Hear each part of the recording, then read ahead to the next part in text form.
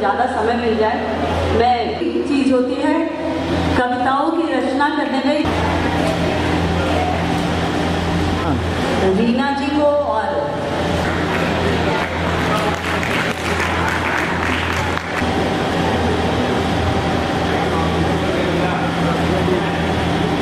फुर्सत में करेंगे तो उससे हिसाबे जिंदगी अभी तो उलझे हैं खुद को सुलझाने में।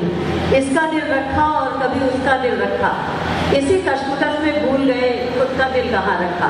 क्योंकि शारदे माँ मुझे सवर दे, मेरा हर दिन तू त्योहार कर दे, मेरा हर दिन तू त्योहार कर दे। झोली फैला के मांगे माला, सात सुरों की, हाँ सात सुरों की, सात सुरों की है तू ही प्रदाता।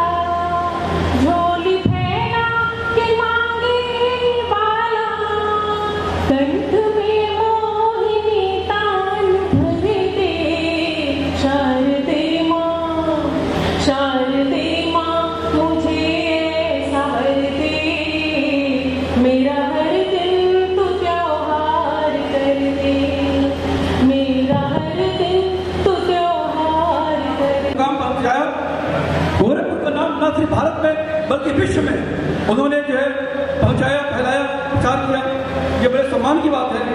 फिराक साहब का एक शेर है, बहुत पहले से उन कदमों की आहट जान लेते हैं, बहुत पहले से उन कदमों की आहट जान लेते हैं, तुझे ए जिंदगी, तुझे ए जिंदगी हम दूर से पहचान लेते हैं।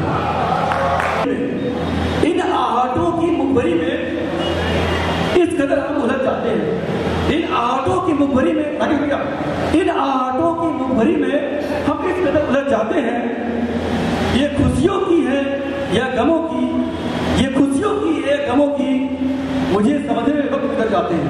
और बहुत सुखद है कि फिराक साहब की और निराला जी की जो दोस्ती है वो प्रासंगिक इसलिए है क्योंकि आज के समय में जब दो कवियों की हम एक अलग तरह का व्यवहार आपस में देखते हैं तो फिराक साहब समझ में आते हैं, निराला जी समझ में आते हैं। हमारे एक ही पाँव पे ठहरोगे तो थक जाओगे, एक ही पाँव पे ठहरोगे तो थक जाओगे। धीरे धीरे ही सही, धीरे धीरे ही सही रास्ते पे चलते रहिए। तुम्हारे दर्द सुनूं और मैं रहूं खामोश, तुम्हारे दर्द सुनूं और मैं रहूं खामोश। जरूरी है मैं तेरे आसपास हो जाऊं, जरूरी है मैं तेरे आसपास हो जाऊं और मेरे करीब से मुंह फेर कर ना जाना, मेरे करीब से मुंह फेर कर ना जाना। कहीं ना ऐसा हो मैं बदहवास हो जाऊं, कहीं ना ऐसा हो मैं बदहवास हो जाऊं। और डॉक्टर साहब ये दुआइया जुमला इसने इस्तेमाल किया है कि गरीब बच्चों की खातिर मुझे दौलत दे, गरीब बच्चों की खातिर मुझे दौलत दे कि मैं उनकी रोटी जुटाऊं और लिबास हो जाऊं, कि मैं उनकी रोटी जुटाऊं और लिबास हो जाऊं। और ये शेर सुनिए कि कभी वह नंगे तो मैं उसके लिए सब्ज घास हो जाऊं, तो मैं उसके लिए सब्ज घास हो जाऊं। बहुत शुक्रिया।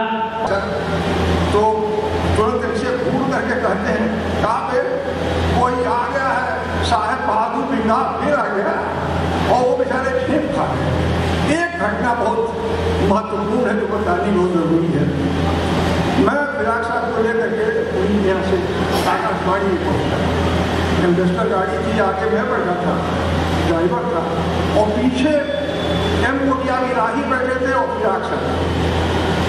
जो आकाशवाणी कैंपस में गाड़ी पहुंचती है तो वो देख करके कहते देखते हम पयमुआ है का नाम निकल गया था, तो हम समझ में नहीं आया। क्या पकड़ तो है, मैं दौड़ा, चूंकि पकड़ना नहीं था, मैं समझ गया था कोई गड़बड़ है, फिर इस इशारा किया उनका पीछे भाग गए कहीं नीचे की तरफ। जब लौट के आए तो थोड़ा हमको उल्टा सीधा बोले भी फिर अच्छा नहीं तो बस गला उसके दुबड़ा करना चाहता है। मैंने पयाम साहब से बाद में पूछा क्या मामला था, फिराक साहब ने ऐसा तो पयाम ने जो जवाब दिया ये उनके सामने भी चर्चा हो चुकी है, इसलिए मैं कह रहा हूँ, तो किसी बात नहीं है, अभी जिंदा है बेचारे। पयाम साहब ने कहा कि मैं इलाहाबाद रेलवे स्टेशन पर अनाउंसर का इम्तहान दिया और जब इम्तहान देने गया था तो और किसी को जानता नहीं था, फिराक गोरखपुर नहीं जानता था। और फिराक साहब सैफुल हाजिस में रहते थे, तो उनके घर गए तो अपना झोला और साड़ी में रख करके, और वो बेचारे जो है वो चले गए उनके पास। फिराक साहब के पास फिराक साहब पूछा कैसे आए हो, तो कहे हम गोरखपुर से आए हैं।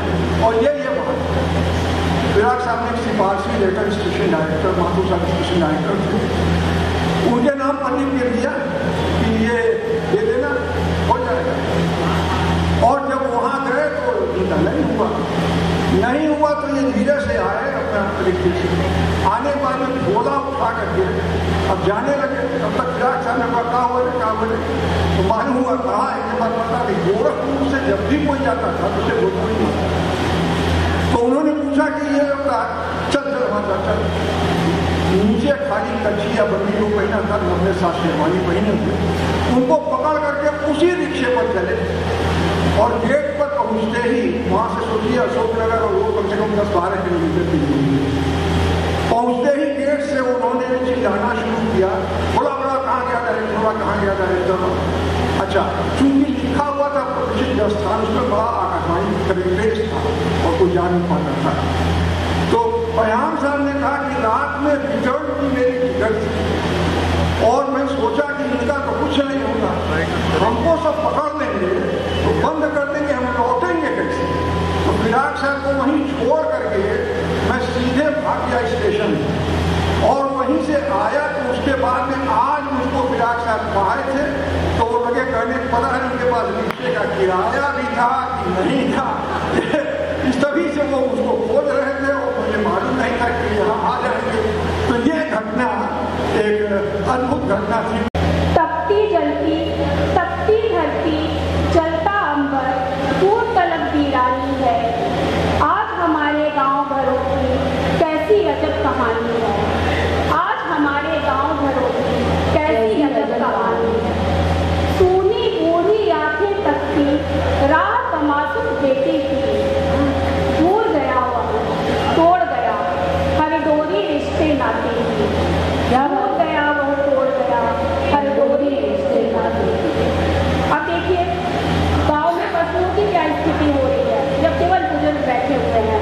खाली नाद रमाती गैया चारा उसमें कौन भरे। आसक्त हुए निर्बल हाथों से सानी पानी कौन करेगा। सानी पानी कौन करेगा। घर घर की अन्नपूर्णा मैया वो माँ जो ना जाने कितने बच्चों को रोटी बनाकर अपने हाथों से खिलाती थी, अब उसकी वो स्थिति है। घर घर की अन्नपूर्णा मैया सूखी रोटी को तरसे। मन का आंगन बीत गया है पर उसके नैना बरसे। मन का आंगन बीत गया है पर उसके नैना बरसे। बाप की मनोदशा भी वही है। अर्थी को कंधा देने को क्या बेटा घर आएगा। अर्थी को कंधा देने को क्या बेटा घर आएगा। बूढ़ा बरगद सोच रहा है मुझको कौन मोक्ष दिलाएगा। जिंदगी कैसी अजब प्यास तलक ले आई उठा के महल से वनवास तलक ले आई। जिंदगी कैसी अजब प्यास तलक ले आई उठा के महल से वनवास तलक ले आई। उनकी साजिश थी कि धरती में समा जाऊं मैं। उनकी साजिश थी कि धरती में समा जाऊं मैं पर मेरी जिद मुझे आकाश तलक ले आई। क्या बात है। उनकी साजिश थी कि धरती में समा जाऊं मैं पर मेरी जिद मुझे आकाश तलक ले। और स्त्री मेरे इस गांव में आकर सियासत हार जाती है, यहाँ शाहिद अली श्री राम का श्रृंगार करते हैं। मेरे इस गांव में आकर सियासत हार जाती है, यहाँ शाहिद अली श्री राम का श्रृंगार करते हैं। किसी दिन तो होता बदी का समर्पण। किसी दिन तो होता बदी का समर्पण। समय भोगता है सदी का समर्पण। समय भोगता है सदी का समर्पण। कभी जब समय तुमको सागर बना दे। कभी जब समय तुमको सागर बना दे। अरे नहीं भूल जाना नदी का समर्पण नहीं भूल जाना, नदी का समर्पण समय भोगता है, सदी का समर्पण। और आखिरी बार ये बात कहते हुए बात खत्म करना चाहती हूँ कि फिराक साहब को किसी जाति के दायरे में बांध के, किसी भाषा के दायरे में बांध कर देखना, किसी विचारधारा विशेष के दायरे में बांध कर देखना, उनको बहुत कमतर आंकना होगा। हम लोग जब बाहर जाते हैं, गोरखपुर से बाहर जाते हैं, प्रदेश के बाहर जाते हैं, तो लोग कहते हैं कि चेतना का आना वहाँ से हुआ है जहाँ से फिराक साहब का ताल्लुक है। तो हम लोग तो समझते हैं कि हमारे किसी दादा की बात हो रही है, और पुनः पुनः उनके श्री चरणों में प्रणाम करते हुए उनकी स्मृतियों के प्रति अपनी श्रद्धांजलि अर्पित करती हूँ। आज का कार्यक्रम हमारे रघुपत साहब फिराक जी के जन्मतिथि के अवसर पर हम लोग उनकी जयंती मना रहे हैं, और उसमें तमाम कवि सम्मेलन और मुशायरे का आयोजन किए हुए हैं। उसके लिए तमाम अन्यत्र जगहों बाहरों से हम लोग कवि गण और शायर को बुलाए हुए हैं, और इसी क्रम में हम चाह रहे हैं कि काफ़ी अच्छे ढंग से और सुसज्जित ढंग से कवि सम्मेलन हो भी रहा है, और आप लोगों के माध्यम से इसे देखा भी जाए और विचार भी किया जाए।